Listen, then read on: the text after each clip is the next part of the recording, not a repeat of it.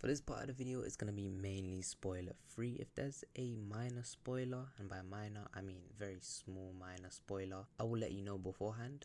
But in any regard, let's get into the video. For context, yeah, imagine this. It's like 3 AM and I'm watching Squid Game season 3 and I'm like 20 minutes away from finishing it. But literally I had to pause it and scramble to write all of my thoughts up because bro, I knew as soon as I fell asleep I was gonna forget everything. I just have to say that this might be one of the best shows put out by Netflix.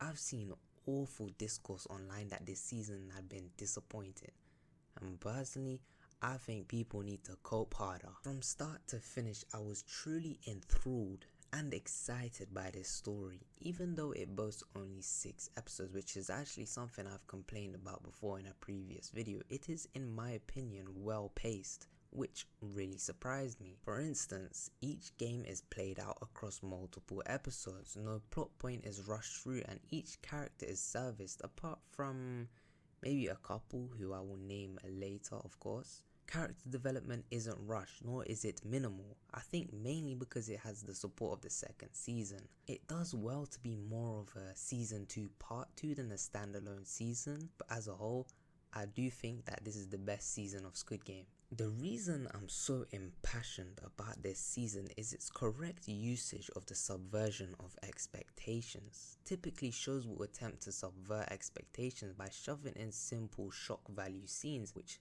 may be a twist but ultimately does nothing to service the plot or its characters. Within season 3 of Squid Game, however, and this will follow minor spoilers so be warned, but people die during this season. I mean, who figures, bro? When you kill a character, whether it be major or minor, it should not be done in a way that disservices the plot. It should drive the arcs of other characters. And I believe that Squid Game does this perfectly. It isn't for simple shock value, but it still isn't pulling any punches. The deaths will genuinely shock you, and then they also have lasting effects on the remaining characters whilst also pushing forward the plot. And when you think about it, the characters who had died really had nothing left to give the story. Of course we want our fan favourites to survive, but how would the plot advance if all of them made it to the end? Overall, fantastic season, and I implore you to go and watch it if you've obviously watched the other season. You do need to know the other season to watch it, come on man. Now this is the part where I go into major spoilers, so if you haven't watched Squid Game season 3, now is the time to depart. Or if you don't care, then I don't care. It's whatever, man. Season 3 deals with the aftermath of the rebellion along with the final 3 games of the season, as well as wrapping up that detective side story, or what I will refer to as the outside plot. I mean, this is a lot to handle in 6 episodes, right? But I believe that it does handle them extremely well. It pays off on a lot of the developments from season 1 and 2. I see the common discourse being about the outside plot in that it went ultimately kinda nowhere. And this is valid in a sense. In seasons 2 and 3, the detective spent all that time searching for the islands only to find it in the last episode, and then nothing happens. However, you have to realize that the detective Gi-hun's story, and I'm so sorry for my Korean pronunciation by the way, but his story directly ties into his brother, the Frontman. So in order to come to an understanding of what that story was about, we will have to analyze the Frontman's journey, which I do later. Additionally, before season 2, it is stated that Gi-hun had spent a lot of time searching for the islands. Given the fact that he was working with an imposter the entire time, of course it's going to be a wild goose chase. The only way he can prevent the cycle of searching for the island is to root out the imposter, and he finally succeeds in that final episode. But do you really think that he was going to be able to storm and take the island by force with a group of mercenaries? We saw what one of the soldiers on the island was capable of. Noel, who was always on some James Bond shit, bro. In terms of the main plot, the parallels between Gi-hun and the Frontman are excellent television. I like that despite the overwhelming circumstances, hope for humanity still shines through.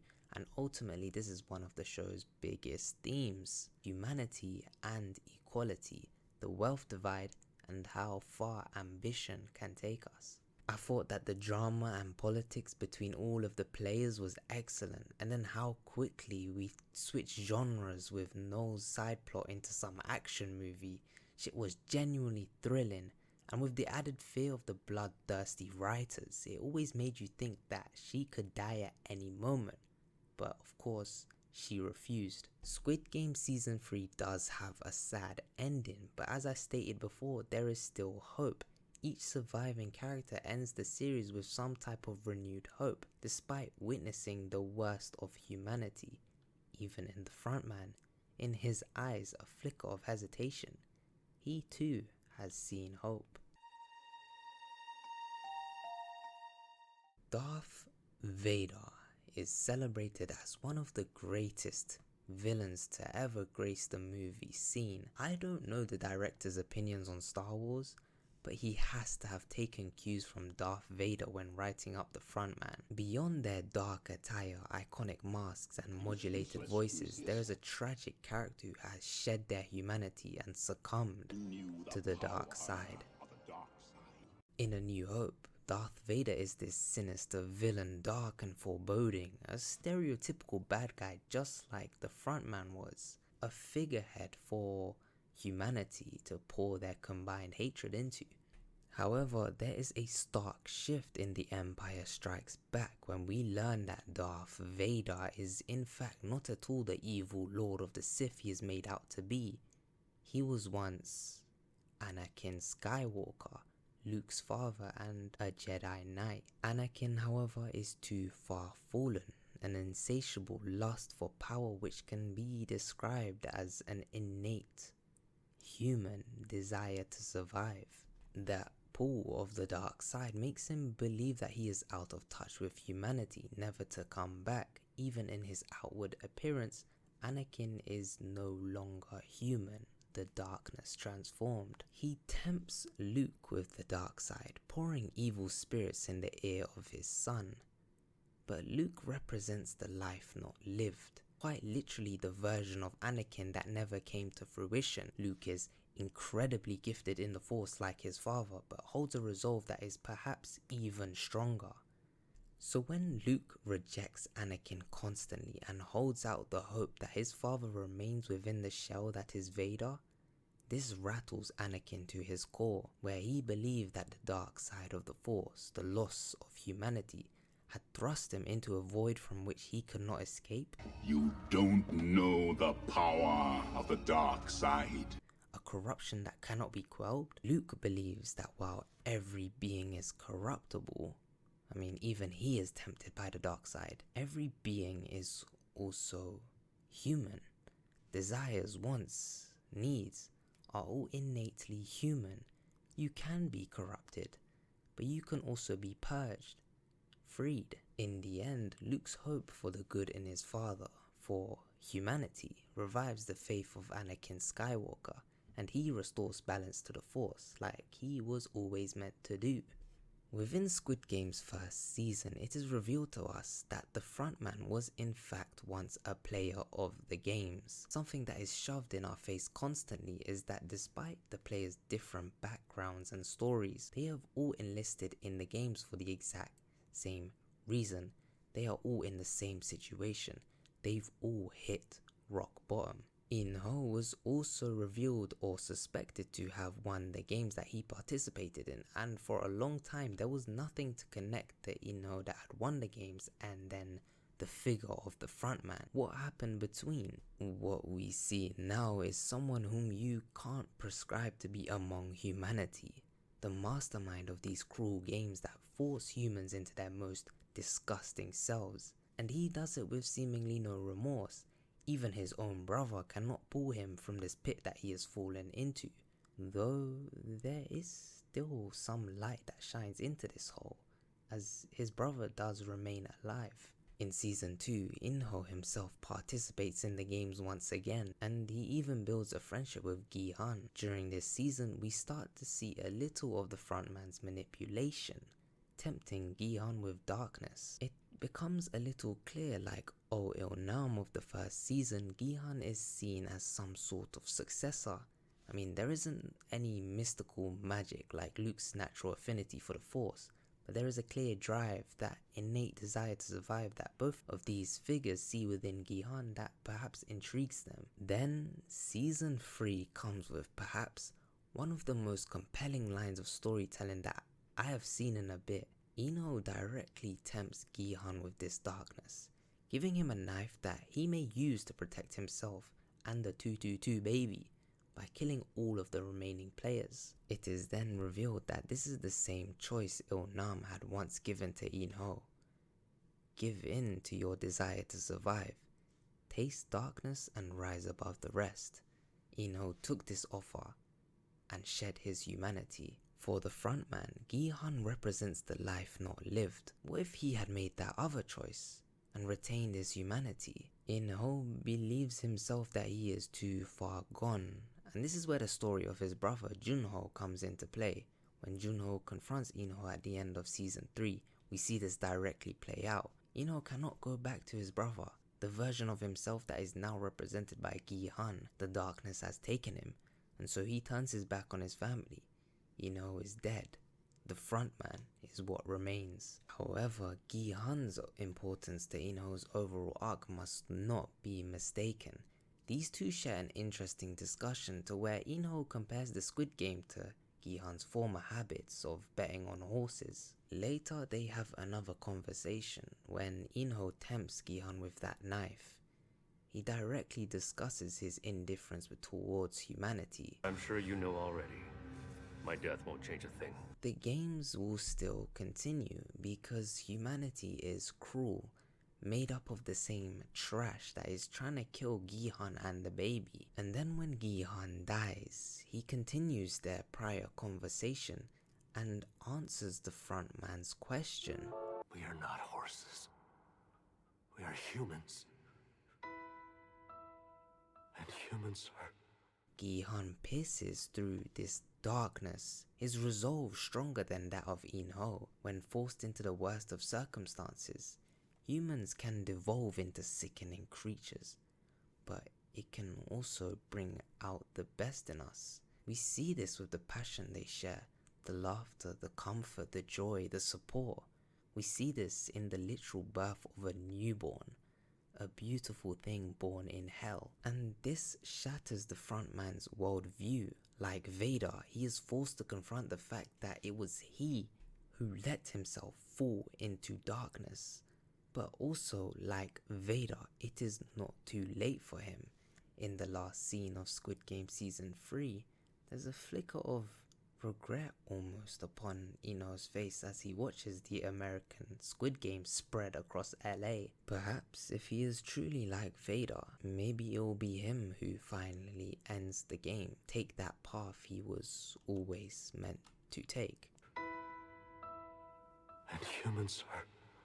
Of course, there isn't the direct outward similarities between Gi-hun and Luke Skywalker, and I won't do as much as to force a connection, but there are certain qualities. For one, they are both the archetypal hero figure of the story. They both fight the system that has overtaken their respective universes. They are the figureheads of a rebellion, teeming with hope and full of life despite their circumstances. However, when confronted with the true face of evil, they both begin to struggle with their nature. Their morals are tested. But despite it all, there is a character here who bets it all on humanity. In A New Hope, Luke is presented as this flawed but undeniably good-natured kid dissatisfied with the life that he has. His sense of optimism is what drives him. Then there comes a turn in The Empire Strikes Back. Of course, Luke here learns that the evil Sith Lord, Darth Vader, is in fact his own father, someone he had thought to have been long dead, and someone he even thought of as a hero. His own father tempts him with the dark side, and Luke falls into this struggle that Vader had once done. This shift in the story changes Luke. He now has a sense of wisdom about him, a purpose and a sensibility. He deigns to bring his father back to the light. However, Vader brings out the worst in Luke, the darkness that had been tucked away. He struggles with his own humanity, and then it takes a realization from Luke for him to pull himself together. He realizes that his father and he were in fact one and the same. That the dark side is not a pit you fall into never to return, but it is something that you can overcome with resolve. It is a kind of stoicism that these desires he and his father share, the desire to protect others. That is normal, but it is the self who must guard against these desires. Gi-hun begins this story betting on horses, gambling his life away, wasting away at the bottom of the barrel. He is designed as a kind yet flawed character, in that he is he is naive, but he is driven by a desire to protect and care for others. In season 2 there is a shift. Gi-hun has witnessed horrors beyond imagination. His personality is darker and he is no longer naive as he once was. Or is he? Rejoining the game, however, seems to spark something in Gi-hun, and we see a little of his old self returning along with that naivete. It is optimism in the face of adversity. Season 2 is akin to that Empire Strikes Back, where Gi-hun faces overwhelming defeat in his rebellion. That's his I am your father moment, the exact part where hope seems lost and the only path left is darkness. Season 3 is the outcome of this, where like Luke, Gi-hun begins to grapple with his own humanity. His obsession with Dae-ho is a projection. He blames him for the failure of the rebellion, not knowing that In-ho had been undercover the entire time. It serves to present us with the idea that Gi-hun is falling into depravity, losing his humanity, and undertaking that same path that the frontman once took. I believe that Dae-ho's death was powerful in that one, it shows us that Dae-ho himself was a manipulator and a liar, showing us what humans are willing to do in order to stay alive, that innate desire to survive that we all share. And then 2, that Gi-hun is chipping away at the last of his humanity. This leaves us with a sense of unpredictability. Now that we have seen Gi-hun murder Dae-ho, someone once or maybe still beloved, we can't really understand the path that he will now take. For Luke, it took a severed limb to realize he must change the path he walk lest he turn out like his father.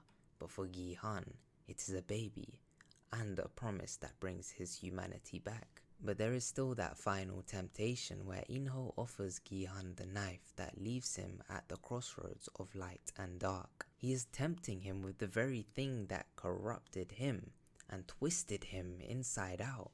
I believe the fact that Gi-hun doesn't kill In-ho shows that he has already chosen to walk the path of light. And this is further perpetuated by his struggle to kill any other player in the remaining round. He once again realizes his purpose. He was here to stop the games.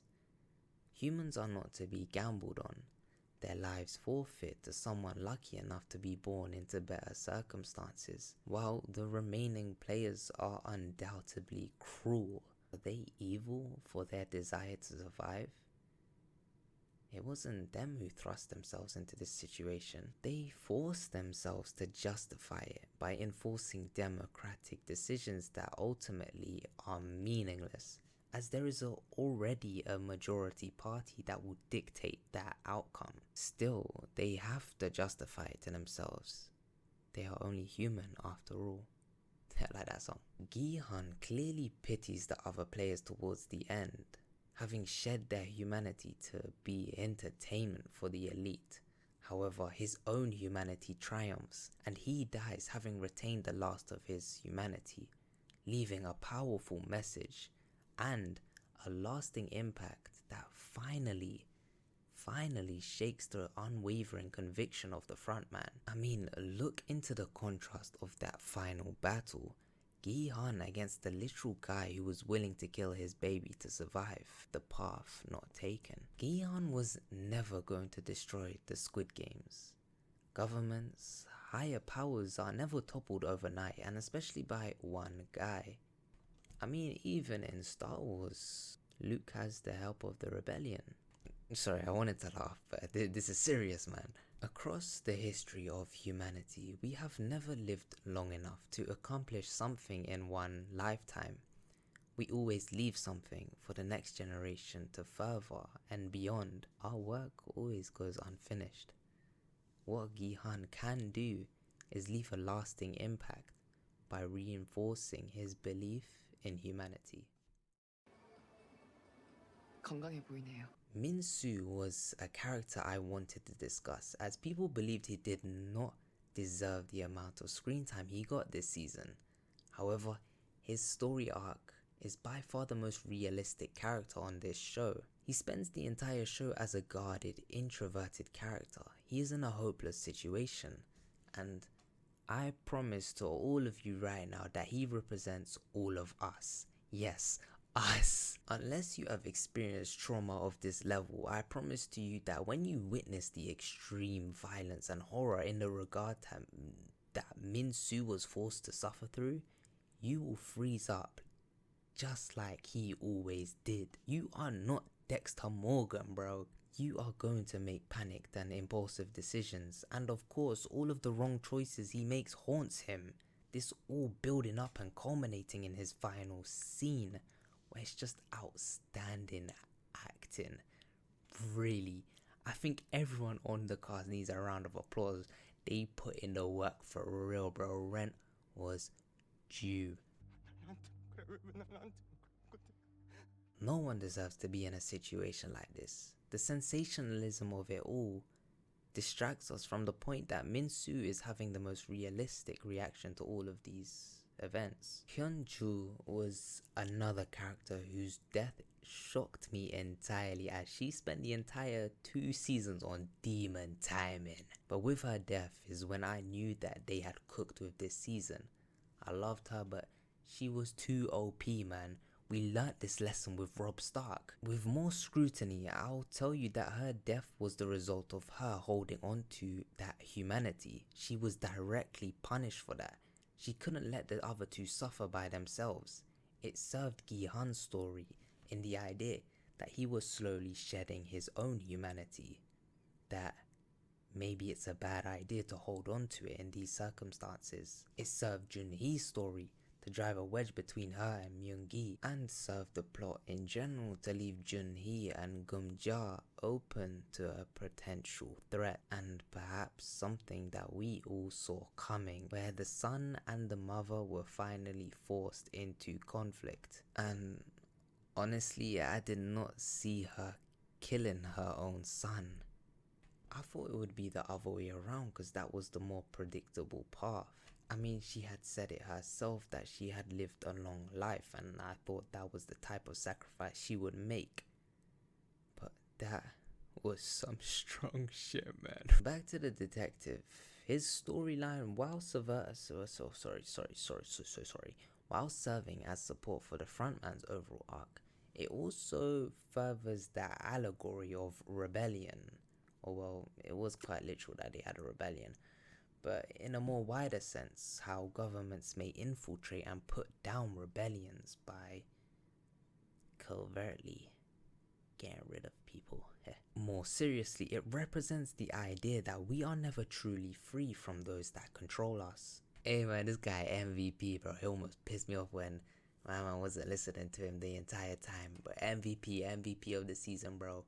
Even with Noel, you can't say that we really had a truly sad ending, as these guys did get the happy endings. I mean, the entire time, the way she was fighting, bro, to go through all of that and walk out and still get the happy ending.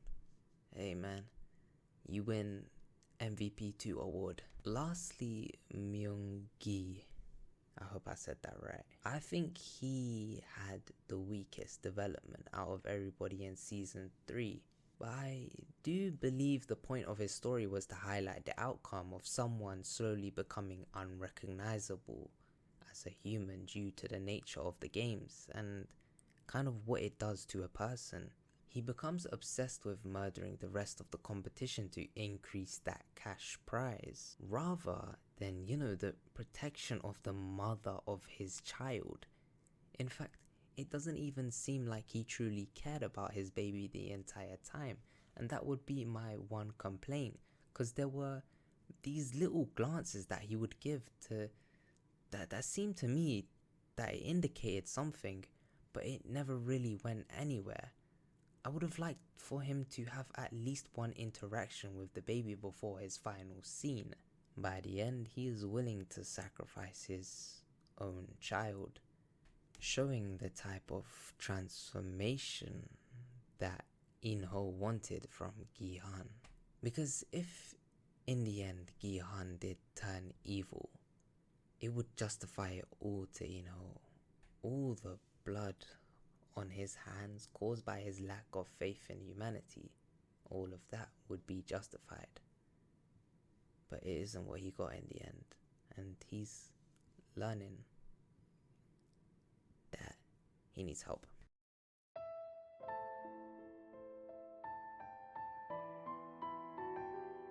This pointless analysis of who should win and what should have happened, it's distracted from the real themes of the show, and in that regard, the viewer themselves have shed their own humanity partly.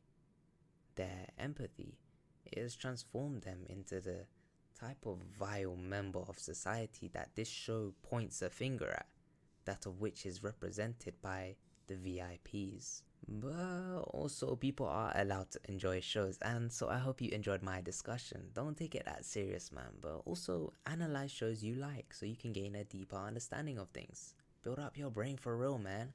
Thanks for watching. I've been your boy Polar. Peace.